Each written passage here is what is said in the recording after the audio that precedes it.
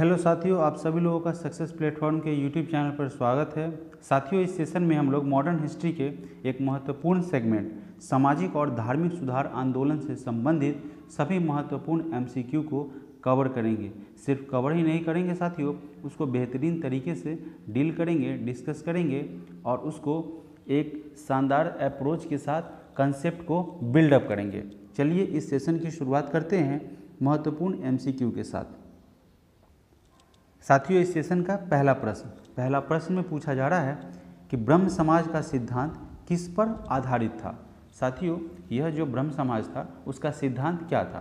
तो साथियों, ब्रह्म समाज जो थे, ब्रह्म समाज के जो भी सदस्य थे या ब्रह्म समाज था, वह अद्वैतवाद के सिद्धांत पे आधारित था और इसकी स्थापना हुई थी। ब्रह्म समाज की स्थापना साथियों 1828 में इसकी स्थापना हुई थी। 1828 में इसकी स्थापना कोलकाता में की गई थी। इसकी स्थापना कोलकाता में की गई थी। और बात किया जाए कि शुरुआत में इसका नाम ब्रह्म समाज नहीं हुआ करता था, इसे शुरुआत में ब्रह्म सभा के नाम से जाना जाता था और बाद में क्या किया गया था, कालांतर में कुछ समय बाद इसका नाम 1828 में इसका नाम कर दिया गया था ब्रह्म समाज। ठीक है। अगर इसके बात किया जाए कि यह किस सिद्धांत को मानता था, किस सिद्धांत पे ये चलता था, किसको फॉलो किया करता था, तो साथियों इसका मोटो एक सिद्धांत हुआ करता था कि यह जो है बलि, कर्मकांड, पूजा, इस सब पर इनका विश्वास नहीं था। यह जो थे वेदों के माध्यम से, आराधनाओं के माध्यम से, स्तुति के माध्यम से और ध्यान के माध्यम से ईश्वर को प्राप्त करने को यह सही मानते थे। और साथ ही साथ सभी धर्मों में एकता में, सभी धर्मों की जो एकता थी उसमें इनका विश्वास हुआ करता था। बढ़ते हैं प्रश्न संख्या 2 की तरफ। प्रश्न 2 में पूछा जा रहा है कि निम्न महापुरुषों में से कौन भारतीय राष्ट्रवाद का जनक कहलाता है। यानी कि भारतीय राष्ट्रवाद के जनक के बारे में पूछा जा रहा है। तो यह जो थे राजा राममोहन राय, उन्हें भारतीय राष्ट्रवाद का जनक कहा जाता था। साथ ही साथ उनको कई और अन्य उपाधियाँ, अन्य नाम से भी जाना जाता था, जैसे कि भारत के नवजागरण के अग्रदूत। और बात ही करें इसके साथ साथ अतीत और भविष्य के मध्य सेतु, इसके अलावा आधुनिक भारत के पिता के रूप में भी जाना जाता था। साथ ही साथ नव प्रभात के भोर तारा के रूप में जाना जाता था। भारतीय राजनीतिक क्रांति के अग्रदूत के रूप में जाना जाता है। इसके अलावा नवीन भारत के संदेशवाहक के रूप में भी इन्हें जाना जाता था। इन्हें कई अन्य नामों से भी जाना गया। बढ़ते हैं प्रश्न संख्या 3 की तरफ। प्रश्न संख्या 3 में पूछा गया है कि प्रार्थना समाज का संस्थापक कौन था। यानी कि प्रार्थना समाज को स्थापित किसके द्वारा किया गया था। तो साथियों, इसे आत्माराम पांडुरंग के द्वारा स्थापित किया गया था और इसकी स्थापना बम्बई में की गई थी 1867 में। साथियों, बम्बई में की गई थी 1867 में। और यह जो है प्रार्थना समाज जो हुआ करता था वह एकेश्वरवाद पर विश्वास करता था। एकेश्वरवाद का अर्थ है कि एक ही ईश्वर है, वह एक ही ईश्वर को मानता था और उन्हीं की स्तुति में ध्यान लगाना इनका एक उद्देश्य हुआ करता था। प्रश्न संख्या 4, स्वामी दयानंद सरस्वती ने आर्य समाज 1875 की स्थापना कहाँ की थी। तो स्वामी दयानंद सरस्वती ने सबसे पहले तो आर्य समाज की स्थापना की थी और वह 1875 में की थी और इसकी स्थापना बम्बई में किया गया था साथियों। ठीक है। बढ़ते हैं अगले प्रश्न की तरफ। प्रश्न संख्या 5। प्रश्न संख्या 5 में पूछा जा रहा है कि MC सीतलवार, BN राव तथा अल्लादी कृष्ण स्वामी अय्यर प्रख्यात सदस्य थे। ये जो इतने मेंबर्स थे वो किसके मेंबर थे, तो यह किस पार्टी के मेंबर थे। तो यह जो थे सर्वेंट्स ऑफ इंडिया सोसाइटी के मेंबर हुआ करते थे, प्रसिद्ध सदस्य हुआ करते थे। सर्वेंट्स ऑफ इंडिया सोसाइटी का अर्थ है कि यह जो है भारतीय समाज के सेवक। ठीक है। और इसकी स्थापना जो है 1905 में की गई थी। इसकी स्थापना 1905 में की गई थी और वहाँ महाराष्ट्र के पुणे में किया गया था। महाराष्ट्र के पुणे में साथियों इसकी स्थापना की गई थी। बढ़ते हैं अगले प्रश्न की तरफ। साथ ही साथ अगर इसके उद्देश्य के बारे में बात की जाए तो इनका उद्देश्य था साथियों कि विभिन्न जाति, जितने अलग अलग जाति हैं उनमें अलग अलग धर्म को फॉलो करने वाले हैं, उनमें सभी युवकों को एक करना, एक संगठन तैयार करना। बढ़ते हैं अगले प्रश्न की तरफ। प्रश्न संख्या 6। प्रश्न संख्या 6 में पूछा जा रहा है कि निम्नलिखित में से किसने 1872 ईस्वी में नेटिव मैरिज एक्ट को पारित कराने में महत्वपूर्ण भूमिका निभाई थी। तो यह जो नेटिव मैरिज एक्ट जो था उसे केशव चंद्र सेन के द्वारा पारित करवाया गया था, उनका महत्वपूर्ण योगदान हुआ करता था। अब नेटिव मैरिज एक्ट आखिर था क्या? तो नेटिव मैरिज एक्ट जो था साथियों, वह बाल जो विवाह है ना, जो 14 वर्ष से कम उम्र की बच्चियों की शादी कर दी जाती थी, उस पर प्रतिबंध लगाया गया था नेटिव मैरिज एक्ट के द्वारा। ठीक है, और इसमें न्यूनतम आयु को 14 वर्ष निर्धारित किया गया था। मतलब कि ऐसा कहा गया था कि 14 वर्ष से कम पर 14 वर्ष से कम जो बच्चियां हैं उनकी शादी नहीं की जाएगी, इस पर प्रतिबंध लगा दिया गया था। प्रश्न संख्या 7। प्रश्न संख्या 7 में पूछा जा रहा है कि 19वीं सदी के प्रसिद्ध पारसी समाज सुधारक थे। 19वीं सदी में प्रसिद्ध पारसी समाज सुधारक कौन थे? तो साथियों यह थे बहरामजी एम मालावाड़ी। अगला प्रश्न, प्रश्न संख्या 8। प्रश्न संख्या 8 में पूछा जा रहा है कि बहुजन समाज का संस्थापक कौन था? तो यह बहुजन समाज एक संगठन हुआ करता था जिसकी स्थापना मुकुंदराव पाटिल ने की थी। इसकी स्थापना की गई थी 1910 में और यह महाराष्ट्र के सतारा में इसकी स्थापना की गई थी। महाराष्ट्र के साथियों सतारा में इसकी स्थापना की गई थी। अगला प्रश्न, प्रश्न संख्या 9 में पूछा जा रहा है कि पिछड़े वर्ग हैं उनका उत्थान किसका मुख्य उद्देश्य हुआ करता था? तो यह जो पिछड़े वर्ग थे उनको उत्थान करना, उनको प्रोग्रेस करना, यह जो था सत्यशोधक समाज का एक मुख्य उद्देश्य हुआ करता था। बात किया जाए सत्यशोधक समाज की स्थापना की, तो इसकी स्थापना 1873 में की गई थी। और कहाँ पे की गई थी साथियों? तो वह महाराष्ट्र के पुणे में इसकी स्थापना की गई थी। अगला प्रश्न, प्रश्न संख्या 10। प्रश्न संख्या 10 में पूछा जा रहा है कि निम्नलिखित युग्मों में से कौन सुमेलित नहीं है, यानी कि गलत है। तो आपके बाद बाकी जितने ऑप्शन होंगे वो सही होंगे और एक इसमें गलत होगा। तो यह जो है राजा राममोहन राय ने ब्रह्म समाज की स्थापना की थी, ये आपका राइट आंसर हो जाएगा। और स्वामी दयानंद सरस्वती ने आर्य समाज की स्थापना की थी, ये भी आपका राइट आंसर हो जाएगा। स्वामी विवेकानंद ने रामकृष्ण मिशन की स्थापना की थी, लेकिन यहाँ महागोविंद राणा डे था, उन्होंने थियोसॉफिकल सोसाइटी की स्थापना नहीं की थी, बल्कि मैडम HP ब्लावत्स्की थी और उनके एक और सहयोगी हुआ करते थे कर्नल MS अलकाट। उन्होंने यह जो है थियोसॉफिकल सोसाइटी की स्थापना की थी और इसकी स्थापना 1875 में की गई थी। 1875 में की गई थी और वह किया गया था, स्थान था अमेरिका में इसकी स्थापना की गई थी। बाद में क्या किया गया था, इसको स्थानांतरित करके 1882 में इसको स्थानांतरित करके मद्रास के अड्यार में कर गया था। इसका मुख्यालय मद्रास के अड्यार में बना दिया गया था, मद्रास के अड्यार में। हैंडराइटिंग प्रॉब्लम हो रहा है तो उसको आप लोग मैनेज कर लेंगे, कंटेंट पे ध्यान देंगे। हैंडराइटिंग मैटर नहीं करता, आप नोट डाउन भी कर सकते हैं, ठीक है। तो इसका बाद में हस्तांतरण करके 1882 में मद्रास के अड्यार में इसका मुख्यालय बना दिया गया। प्रश्न संख्या 11। प्रश्न संख्या 11 में पूछा जा रहा है कि निम्नलिखित में से कौन एक सही सुमेलित नहीं है, यानी कि इसमें गलत है। बाद बाकी सारे के सारे सही होंगे, एक आपका गलत होगा। सॉरी, बोला जा रहा है कि निम्नलिखित में से कौन एक सही सुमेलित है, यानी कि एक सही होगा, बाद बाकी सारे के सारे गलत होंगे। चलिए देखते हैं भारतीय ब्रह्म समाज, ठीक है। भारतीय ब्रह्म समाज जो है वह जो है लाला लाजपत राय के द्वारा नहीं किया गया था। यह जो है इसकी स्थापना, ब्रह्म समाज की स्थापना, भारतीय ब्रह्म समाज की स्थापना यह राजा राममोहन राय के द्वारा किया गया था।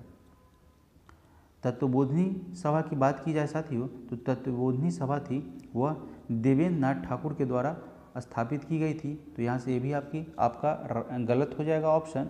और तत्वबोधिनी सभा की स्थापना की बात की जाए तो इसकी स्थापना 6 अक्टूबर 1839 को कोलकाता में की गई थी। फिर अगला ऑप्शन देखते हैं, सत्यशोधक समाज। सत्यशोधक समाज की स्थापना ज्योतिबा फूले के द्वारा किया गया था। तो ये भी आपका गलत हो जाएगा। और ज्योतिबा फूले ने सत्यशोधक समाज की स्थापना 24 सितंबर 1873 को किया था। आप नोट डाउन भी कर सकते हैं या बाद में इस वीडियो को दोबारा देख के रिवीजन भी कर सकते हैं, आपको बिल्कुल याद ही हो जाएगा। अगला ऑप्शन है द सर्वेंट्स ऑफ इंडिया। साथियों, यह एकमात्र आपका राइट ऑप्शन है। द सर्वेंट्स ऑफ इंडिया, इसके संस्थापक गोपाल कृष्ण गोखले हुआ करते थे और इसकी स्थापना 1905 में हुई थी और यह हुई थी महाराष्ट्र के पुणे में। महाराष्ट्र के पुणे में इसकी स्थापना की गई थी। अगला प्रश्न संख्या 12। प्रश्न संख्या 12 में पूछा जा रहा है कि शारदा अधिनियम के अंतर्गत लड़कियों एवं लड़कों के विवाह की न्यूनतम आयु क्रमशः कितनी निर्धारित की गई थी। तो साथियों, यह जो शारदा एक्ट पारित किया गया था, सबसे पहले उसके बारे में चर्चा करते थे। तो शारदा एक्ट को आपको 1930 में पारित किया गया था। शारदा एक्ट को 1930 में पारित किया गया था, जिसके तहत बच्चियों की उम्र 14 वर्ष एवं लड़कों की उम्र जो है लड़कों की वह 18 वर्ष निर्धारित की गई थी। और यह जो है हरविलास शारदा के नाम पर इस एक्ट का नाम पड़ा था शारदा एक्ट। क्या नाम था उनका? हरविलास शारदा। हरविलास शारदा, इनके नाम पर इसका नाम पड़ा था शारदा एक्ट। अगला प्रश्न संख्या 13। प्रश्न संख्या 13 में पूछा जा रहा है कि निम्न में से किस वर्ग को सर्वप्रथम पश्चिमी सभ्यता ने प्रभावित किया। यानी कि पश्चिमी सभ्यता से सबसे पहले कौन प्रभावित हुए। तो साथियों, यह थे शिक्षित हिंदू मध्यम वर्ग। ये जो थे सबसे पहले पश्चिमी सभ्यता के कल्चर को, पश्चिमी सभ्यता का जो कल्चर हुआ करती थी उससे ज़्यादा प्रभावित हुए थे। ठीक है, बढ़ते हैं अगले प्रश्न की तरफ। प्रश्न संख्या 14। अगर साथियों यह सेशन आपको बेहतर लग रहा है, कंसेप्ट क्लियर लग रहा है, आपका जो यह डिटेल्स कराया जा रहा है, तो वो आप इस चैनल को अधिक से अधिक शेयर करें, साथ ही साथ सब्सक्राइब करना ना भूलें, जो भी अगर नए व्यूअर हैं। प्रश्न संख्या 14। प्रश्न संख्या 14 में पूछा जा रहा है कि किसने कहा कि यदि भगवान अस्पृश्यता को सहन करते हैं तो मैं कभी उन्हें भगवान नहीं मानूंगा। यानी कि अगर आप छुआछूत को सहन कर रहे हैं तो मैं आपको भगवान नहीं मानूंगा। यह कथन था बाल गंगाधर तिलक का। साथ ही साथ अस्पृश्यता अधिनियम की बात की जाए तो इसे 1955 में लागू किया गया था, पारित किया गया था। ठीक है, और आर्टिकल 17 में भी आप देखेंगे तो आर्टिकल 17 में भी इसकी चर्चा की गई है। अस्पृश्यता संबंधी कानून पारित किया गया है आर्टिकल 17 में।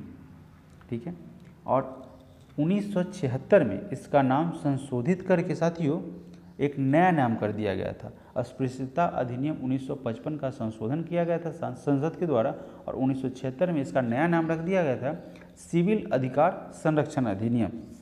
प्रश्न संख्या 15। प्रश्न संख्या 15 में पूछा जा रहा है कि थियोसॉफिकल सोसाइटी की स्थापना किसने की थी। तो साथियों, थियोसॉफिकल सोसाइटी की स्थापना HP ब्लावत्स्की और उनके सहयोगी कर्नल MS अलकाट के द्वारा की गई थी। और इसकी स्थापना कहाँ की गई थी? इसकी स्थापना हुई थी अमेरिका में। इसकी स्थापना अमेरिका में हुई थी। इसकी स्थापना अमेरिका में की गई थी और कब की गई थी? 1875 में की गई थी साथियों। 1875 में थियोसॉफिकल सोसाइटी की स्थापना अमेरिका में की गई थी। और बाद में क्या हुआ था कि इसका मुख्यालय भारत के मद्रास के अड्यार में 1882 में स्थानांतरित कर दिया गया था। बढ़ते हैं अगले प्रश्न की तरफ। प्रश्न संख्या 16। प्रश्न संख्या 16 में पूछ रहा है कि 19वीं शताब्दी के उत्तरार्ध में नव हिंदूवाद के सर्वश्रेष्ठ प्रतिनिधि कौन थे। तो यह जो थे स्वामी विवेकानंद नव हिंदूवाद के सर्वश्रेष्ठ प्रतिनिधि थे 19वीं सदी के दौरान। ठीक है, अगर आपसे पूछा जाए कि यह नव हिंदूवाद आखिर है क्या, तो नव हिंदूवाद जो है वह स्वामी विवेकानंद ने हिंदू धर्म में जो कमियां थी ना, उसकी आलोचना की थी। उसके उनके अनुसार, स्वामी विवेकानंद के अनुसार हिंदू धर्म अब खान पान तक सीमित रह गया। उन्होंने कहा था कि यह सिर्फ खान पान तक सीमित रह गया है। अब देखिए, जब धनी लोगों द्वारा गरीबों का शोषण किया जा रहा हो, सिर्फ अपने लालच पर ध्यान दिया जा रहा है, तो बताइए कि वहाँ पे किसी का डेवलपमेंट हो सकता था। उन्होंने कहा कि भूखे लोगों से धर्म की बात करना मानवता तथा ईश्वर का दोनों का अपमान करना है। तो जो भी ये कमियां थी उनके बारे में स्वामी विवेकानंद ने ये नव हिंदूवाद का एक कंसेप्ट लाया था।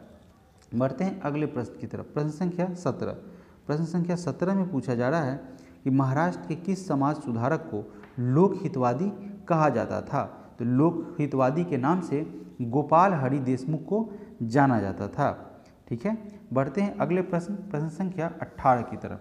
प्रश्न संख्या 18 में पूछा जा रहा है कि कलकत्ता के सुप्रसिद्ध प्रेसिडेंसी कॉलेज, इनका नाम था, पहले पूर्व में हिंदू कॉलेज हुआ करता था, बाद में इसे प्रेसिडेंसी कॉलेज कर दिया गया। इसकी स्थापना किसने की थी? ठीक है, तो इसकी स्थापना राजा राममोहन राय के सहयोग से किया गया था 1817 में। इसकी स्थापना राजा राममोहन राय के सहयोग से 1817 में कोलकाता में किया गया था। राइटिंग का पता नहीं क्या हो गया हुआ, कोलकाता में किया गया था। ठीक है, कोलकाता में किया गया था। बढ़ते हैं अगले प्रश्न, प्रश्न संख्या 19। प्रश्न संख्या 19 में पूछा जा रहा है कि रामकृष्ण मिशन की स्थापना किसने की थी? साथियों, रामकृष्ण मिशन की स्थापना किसके द्वारा की गई थी? तो रामकृष्ण मिशन की स्थापना स्वामी विवेकानंद ने 1 मई 1897 में की थी। स्वामी विवेकानंद ने 1 मई 1897 में इसकी स्थापना की थी। ठीक है, और इसका मुख्यालय जो था, इसका मुख्यालय कोलकाता के निकट बेलूर में स्थित था। आप इसको नोट डाउन भी कर लेंगे, कोलकाता के निकट बेलूर में इसका मुख्यालय हुआ करता था। प्रश्न संख्या 20। प्रश्न संख्या 20 में पूछा जा रहा है कि ब्रह्म समाज के बारे में कौन सा कथन सत्य है? ब्रह्म समाज के बारे में इसमें से कौन सा स्टेटमेंट राइट है, इसको आपको फाइंड करना है। तो ब्रह्म समाज क्या मूर्ति पूजा का समर्थक था? इसने मूर्ति पूजा का विरोध किया, सही बात है, वो समर्थक तो था नहीं, तो ये आपका करेक्ट हो जाएगा। धार्मिक ग्रंथों की व्याख्या के लिए इसने पुरोहित वर्ग को अस्वीकार किया। ये लोग पुरोहित को भी नहीं मानते थे। ठीक है, तो ये भी आपका सही है। इसने इस सिद्धांत का प्रचार किया कि वेद त्रुटिहीन है। नहीं, वे लोग क्या करते थे, वेद को मानते थे, आपको क्या बोलते हैं, ध्यान को मानते थे, स्तुति करते थे, और वेद के साथ साथ वो क्या करते थे कि किसी के कल्याण के लिए ईश्वर से वंदना प्रार्थना करते थे, न कि किसी पुरोहित के पास जाके अपने दुखों का वर्णन करना मानते थे। तो यहाँ आपका पुरोहित वाला जो है ऑप्शन, कि ये जो इसने सिद्धांत का प्रचार किया कि वेद त्रुटिहीन है, ये आपका गलत हो जाएगा। यानी कि आपका राइट आंसर 1 और 2 हो जाएगा ऑप्शन। बढ़ते हैं अगले प्रश्न की तरफ। प्रश्न संख्या 21। प्रश्न संख्या 21 में पूछा जा रहा है कि थियोसॉफिकल सोसाइटी का नेतृत्व किसने किया था? तो साथियों, थियोसॉफिकल सोसाइटी के नेतृत्व जो है वह जो है एनी बेसेंट के द्वारा किया गया था। मैंने इससे पूर्व में आपको बताया था कि थियोसॉफिकल सोसाइटी की स्थापना मैडम HP ब्लावत्स्की और उनके सहयोगी कर्नल MS अलकाट के द्वारा किया गया था। तो वह अमेरिका में किया गया था। यहाँ पे ऑप्शन में आपको एनी बेसेंट दे रखा है, तो इसका प्रचार प्रसार भारत के संदर्भ में अगर बात किया जाए तो एनी बेसेंट ने किया था। ठीक है, कंसेप्ट क्लियर है। बढ़ते हैं अगले प्रश्न की तरफ। प्रश्न संख्या 22। प्रश्न संख्या 22 में पूछा जा रहा है कि विधवा पुनर्विवाह के समर्थन में 1878 में निम्नलिखित में से किसने राजमुंदरी सोशल रिफॉर्म एसोसिएशन की स्थापना की? तो यह साथियों राजमुंदरी सोशल रिफॉर्म एसोसिएशन क्या था, इसकी स्थापना किसने की थी, इन तमाम मुद्दों पर चर्चा करेंगे। ठीक है, तो साथियों इसे वीरेश लिंगम पंतुलु के द्वारा स्थापना किया गया था। और आखिर ये था क्या, राजमुंदरी सोशल रिफॉर्म एसोसिएशन क्या था, इसके बारे में जानते हैं। तो देखिए, यह जो था राजमुंदरी सोशल रिफॉर्म एसोसिएशन, इसके माध्यम से, इसके तहत जो है इन्होंने नटखट लड़कियों को काम करने पर पाबंदी लगा दी थी। उनका इसके खिलाफ विरोध हुआ करता था। ठीक है, और साथ ही साथ इन्होंने विधवा पुनर्विवाह के लिए एक अभियान चलाया था। आप समझ रहे हैं कि राजमुंद्री सोशल रिफॉर्म एसोसिएशन क्या था। तो जो चंचल लड़कियां हुआ करती थी, जो नटखट लड़कियां हुआ करती थी, उन्हें आप जॉब पे नहीं रख सकते थे। साथ ही साथ विधवाओं को पुनर्विवाह करने के लिए इन्होंने एक अभियान चलाया था। बढ़ते हैं अगले प्रश्न की तरफ। प्रश्न संख्या 23। प्रश्न संख्या 23 में पूछा जा रहा है कि 19वीं शताब्दी का पूर्वी बंगाल का फराजी आंदोलन किसके नेतृत्व में विकसित हुआ। तो फराजी आंदोलन को विकसित किया गया या नेतृत्व किया गया हाजी शरीयतुल्लाह के नेतृत्व में, ठीक है। और यह आंदोलन को 1818 में शुरू किया गया या इसकी स्थापना की गई, ठीक है। अगर बात की जाए कि यह किस क्षेत्र में हुआ, तो यह जो है पूर्वी बंगाल क्षेत्र में इसका प्रचार प्रसार हुआ, पूर्वी बंगाल क्षेत्र में, ठीक है। पूर्वी बंगाल क्षेत्र में इसका प्रचार प्रसार हुआ। और इसका उद्देश्य की अगर बात किया जाए कि भाई ये फराजी आंदोलन क्यों हुआ, क्या कारण था, तो यह इस्लाम धर्म के लोगों को सामाजिक भेदभाव एवं शोषण से बचाना इसका महत्वपूर्ण उद्देश्य हो सकता था, ठीक है। और ऐसा ही उनका उद्देश्य हुआ करता था। बढ़ते हैं अगले प्रश्न की तरफ। प्रश्न संख्या 24। यंग बंगाल आंदोलन का प्रवर्तक निम्न में से कौन था। यंग बंगाल के बारे में पूछा जा रहा है। तो साथियों, यह थे हेनरी बेबियन डेरोजियो। हेनरी बेबियन डेरोजियो ने यंग बंगाल आंदोलन का प्रवर्तन किया, इनको लागू किया। और यह कब किया गया, तो यह बंगाल आंदोलन किसी एक दिन नहीं चला। यह एक टाइम पीरियड 1826 से लेकर 1832 के दौरान यंग बंगाल आंदोलन यह चलता रहा। और यह कहाँ हुआ था, तो यह कलकत्ता में हुआ था, ठीक है। बढ़ते हैं अगले प्रश्न की तरफ। प्रश्न संख्या 25। प्रश्न संख्या 25 में पूछा जा रहा है कि भारतीय ब्रह्म समाज का संस्थापक कौन था। तो साथियों, पिछले प्रश्न में भी कराया गया था कि देखिए ब्रह्म समाज राजा राम मोहन राय हो जाएंगे, लेकिन यह भारतीय ब्रह्म समाज, कहानी में ट्विस्ट आ गया। ये कंसेप्ट को क्लियर करेंगे और समझेंगे। ब्रह्म समाज राजा राम मोहन राय, पर यहाँ पे भारतीय ब्रह्म समाज की बात कर रहा है, तो यहाँ क्वेश्चन चेंज हो जाएगा, इसका आंसर भी चेंज हो जाएगा। इसकी स्थापना जो है, इसके संस्थापक जो थे वह केशव चंद्र सेन हुआ करते थे, भारतीय ब्रह्म समाज, ठीक है। और इसकी स्थापना जो है 1866 में की गई थी, 1866 में, ठीक है, 1866 में। आपको संदेह क्या होता है, आपको डाउट क्या हो जाता है कि हमने तो पढ़ा था कि ब्रह्म समाज में का स्थापना राजा राम मोहन राय ने किया था। तो साथियों, वो 20 अगस्त 1828 को राजा राम मोहन राय के द्वारा इसकी स्थापना की गई। उसी के सदस्य हुआ करते थे केशव चंद्र सेन। इन्होंने बाद में क्या किया था, ब्रह्म समाज तो एक पहले से था राजा राम मोहन राय के द्वारा स्थापित संगठन, लेकिन ये उससे अलग हो गए थे और इन्होंने 1866 में भारतीय ब्रह्म समाज की स्थापना कर दी गई थी। यहाँ से आपका डाउट क्लियर हो जाता है, ठीक है। बढ़ते हैं अगले प्रश्न की तरफ। प्रश्न संख्या 26। प्रश्न संख्या 26 में पूछा जा रहा है कि निम्नलिखित युग्मों पर विचार कीजिए। एक साइड साथियों आंदोलन और संगठन दे रखा है और दूसरे तरफ उसके लीडर को बताया गया है। तो पढ़ते हैं ऑप्शन 1 में अखिल भारतीय अस्पृश्यता विरोधी लीग। इसे साथियों महात्मा गांधी ने लागू किया था, इसके लीडर यही थे। और अखिल भारतीय किसान सभा, जिसका नेतृत्व स्वामी सहजानंद सरस्वती ने किया था। और आत्मसम्मान सेल्फ रिस्पेक्ट, इसका आंदोलन का लीडर प्रवर्तक जो थे E.V. रामास्वामी नायकर थे। तो यहाँ पर साथियों इस ऑप्शन में 1, 2, 3 यानी कि ऑप्शन नंबर डी आपका राइट आंसर हो जाएगा। बढ़ते हैं अगले प्रश्न की तरफ।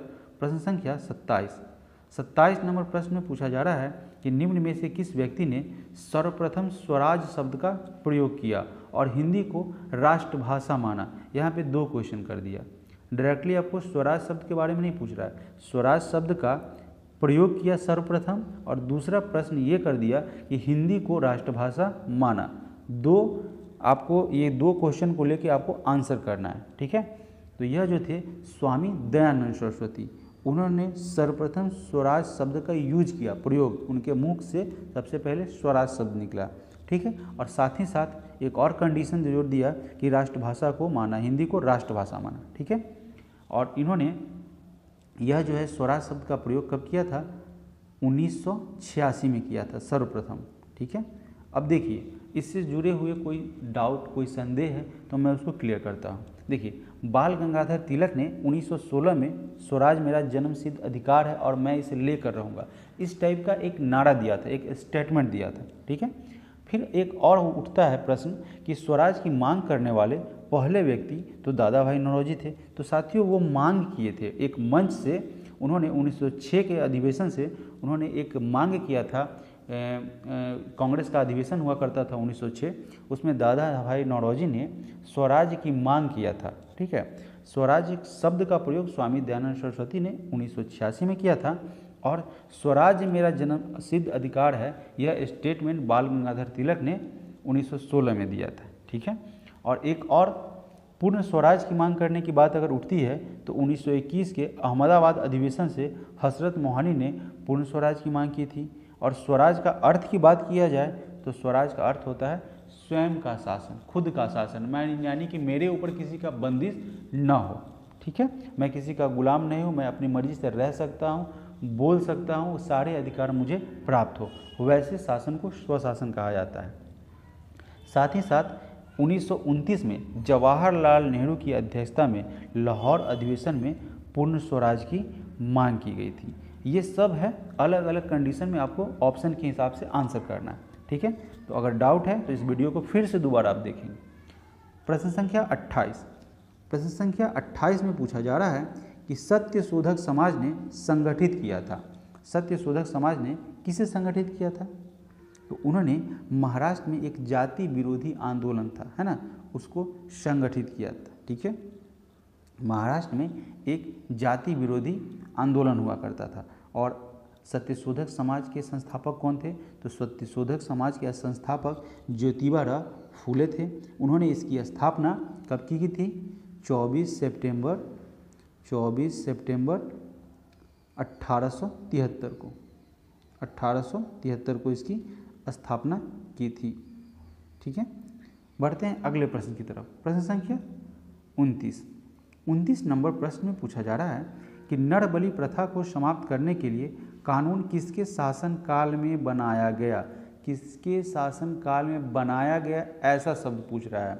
देखिए, यहाँ पे आप बहुत सारे कैंडिडेट लॉर्ड विलियम बेंटिंक के साथ जाते हैं, वो भी आपका सही है, लेकिन ये क्या बोल रहा है, लागू किसने किया, किसके काल में बनाया गया, कौन समाप्त किया, अलग अलग बातें हो गई ना। तो यह जो है, यह लॉर्ड हार्डिंग के शासन काल में बनाया गया था। ठीक है। और अगर बोला जाए कि समाप्त किसने किया था, तो नर बलि प्रथा पर राजा राम मोहन राय के सहयोग से लॉर्ड विलियम बेंटिक ने इसे समाप्त किया था। हालांकि इसके बावजूद आज भी वह बलि प्रथा चलती आ रही है, न पशुओं के साथ बल्कि मनुष्यों के साथ भी यह प्रथा चलती आ रही है, इतने कानून पारित होने के बावजूद। चलिए, बहरहाल उन सब्जेक्ट को छेड़ते नहीं हैं, आगे बढ़ते हैं प्रश्न की तरफ। प्रश्न संख्या 30। प्रश्न संख्या 30 में पूछा जा रहा है कि ईश्वर चंद्र विद्यासागर द्वारा चलाए गए सामाजिक सुधार आंदोलन में प्रमुख था।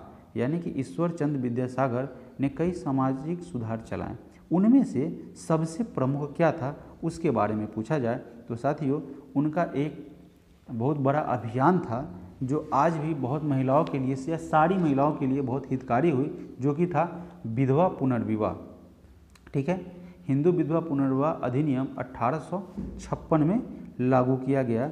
यह थे इस अधिनियम को लागू करने में ईश्वर चंद्र विद्यासागर का बहुत बड़ा योगदान हुआ करता था और इसे लॉर्ड डलहौजी के द्वारा लागू किया गया था। लॉर्ड डलहौजी के कार्यकाल में ईश्वर चंद्र विद्यासागर के सहयोग से इसे पारित किया गया था।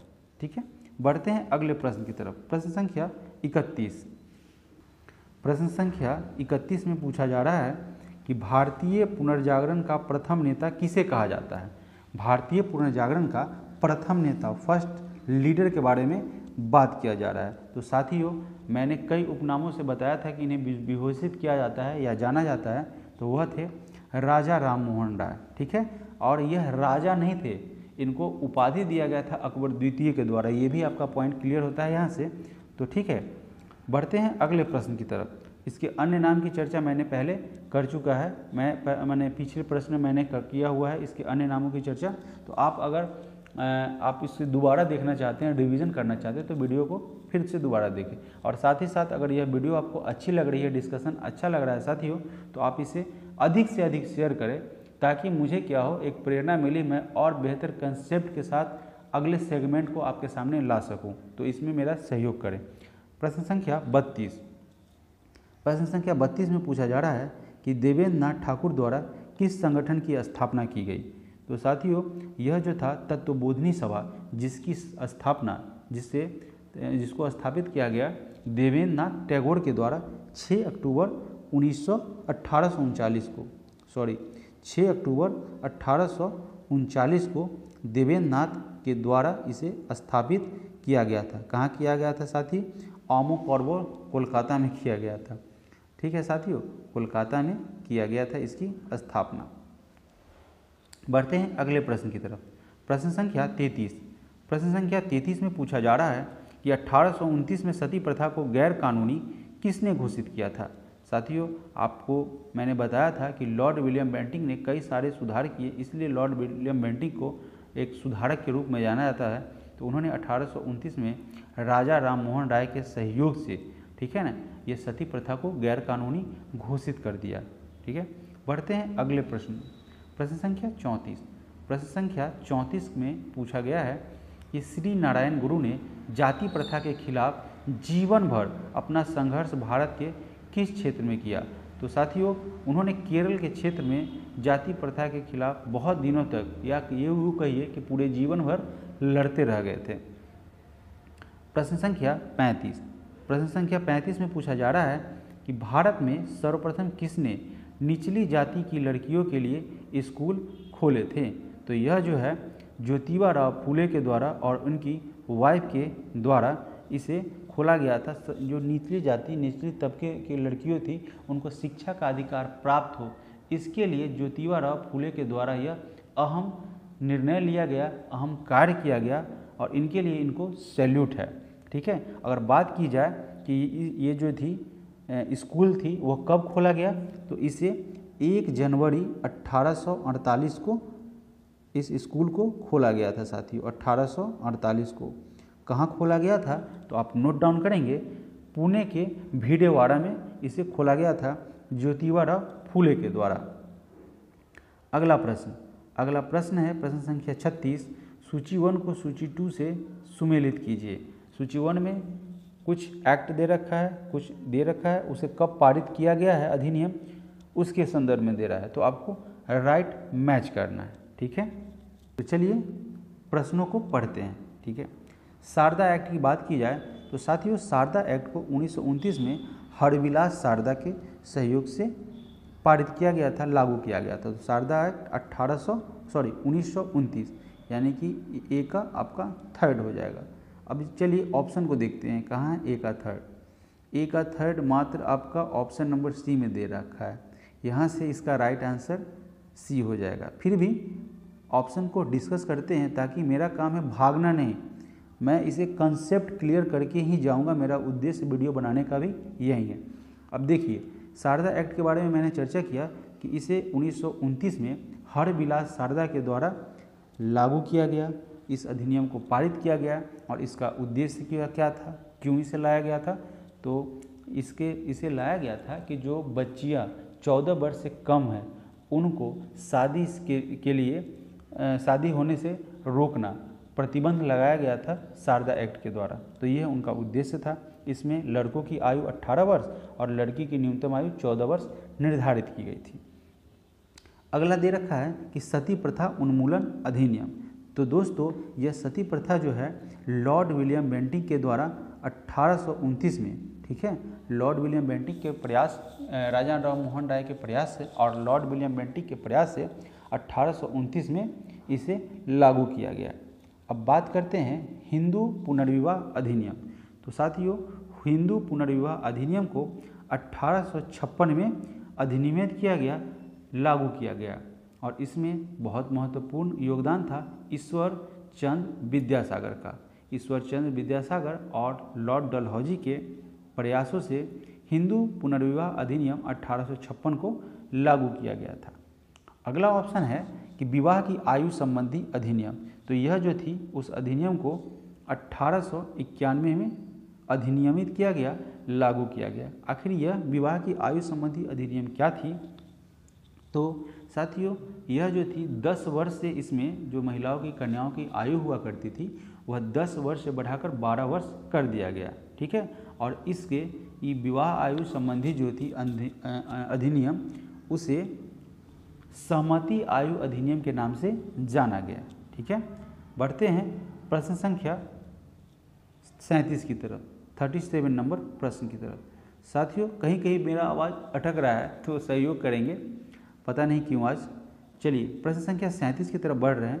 1924 का बंगाल का तारकेश्वर आंदोलन निम्न में से किसके विरुद्ध था? तो साथियों तारकेश्वर आंदोलन जो था वह जो था मंदिरों में भ्रष्टाचार के विरुद्ध यह आंदोलन शुरू किया गया था।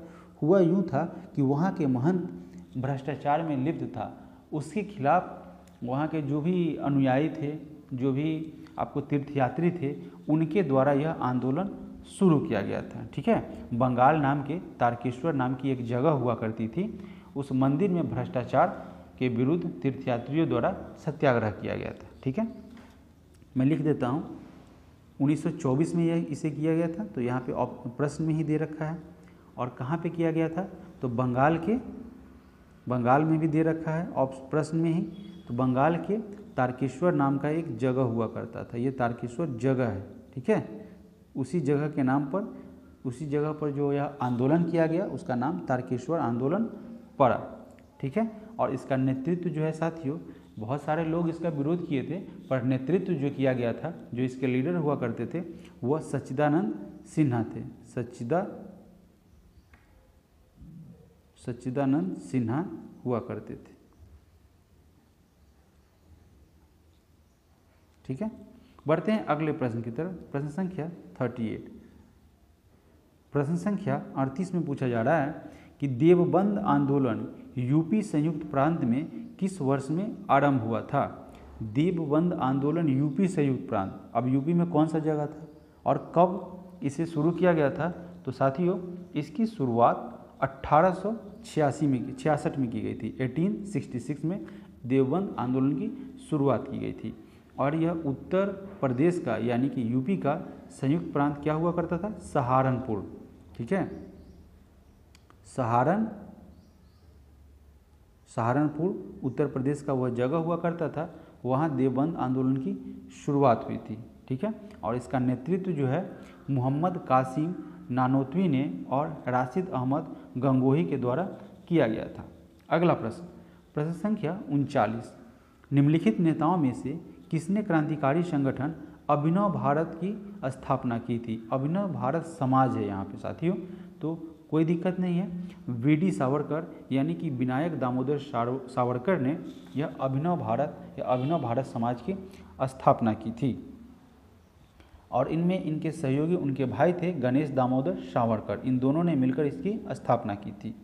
और साथियों यूँ तो इसकी शुरुआत मित्र मेला के रूप में नासिक में शुरू की गई थी, बाद में इसका नाम यह जो है अभिनव भारत कर दिया गया। बढ़ते हैं अगले प्रश्न की तरफ। प्रश्न संख्या 40। प्रश्न संख्या 40 में पूछा गया है कि नव बौद्धवाद के प्रतिपादक कौन थे? नव बौद्धवाद आखिर होता क्या है, यानी कि न्यू बुद्धिज्म। ठीक है, न्यू बुद्धिज्म जो है इसके प्रतिपादक बाबा साहेब भीमराव अंबेडकर हुआ करते थे। तो अंबेडकर जी ने क्या किया था साथियों? तो उन्होंने क्या था कि 1956 में जब अंबेडकर ने नागपुर में क्या हुआ था, इकट्ठा हो गए थे, और वहाँ के जितने भी लोग हैं जिन्होंने जो इनको फॉलोवर हुआ करते थे, जो इनको मानने वाले हुआ करते थे, उनको क्या बोला कि पुराना धर्म को छोड़ के नए धर्म को अपनाओ। ठीक है, इसे ही न्यू बुद्धिज्म कहा गया, यानी कि नव बौद्ध धर्म कहा गया या नव बौद्धवाद कहा गया। ठीक है साथियों, बढ़ते हैं अगले प्रश्न, प्रश्न संख्या 41 की तरफ। 41 नंबर प्रश्न में पूछा गया है कि निम्नलिखित समाज सुधारकों में से कौन संस्कृत भाषा में प्रवीणता के लिए जाना जाता है? तो साथियों दयानंद सरस्वती संस्कृत के एक बेहतरीन और शानदार ज्ञानवान विद्वान थे। ईश्वर चंद्र विद्यासागर भी संस्कृत विद्या में निपुण थे, और राजा राम मोहन राय भी, यानी कि ये तीनों के तीनों संस्कृत विद्या में निपुण थे। तो ऑप्शन डी आपका राइट आंसर हो जाएगा। प्रश्न संख्या 42, प्रश्न संख्या 42 में पूछा जा रहा है कि सत्यार्थ प्रकाश किसके द्वारा प्रकाशित किया गया था। तो साथियों सत्यार्थ प्रकाश की संस्थापक थे दयानंद सरस्वती और इसे 1875 में इसकी स्थापना की गई थी सत्यार्थ प्रकाश की। ठीक है, बढ़ते हैं अगले प्रश्न, प्रश्न संख्या 43 की तरफ। प्रश्न संख्या 43 में पूछा गया है कि निम्नलिखित पर विचार कीजिए। ठीक है, Calcutta Unitarian committee, tabernacle of new dispensation, Indian reform association.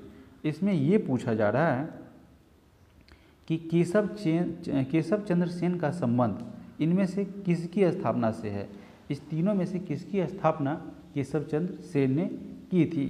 तो साथियों यह जो है टेबल नेकर ऑफ न्यू डिस्पेंसन तथा इंडियन रिफॉर्म एसोसिएशन, इस दोनों की स्थापना जो है वह केशव चंद्र सेन ने की थी। अर्थात इसका राइट आंसर हो जाएगा ऑप्शन 2 और 3।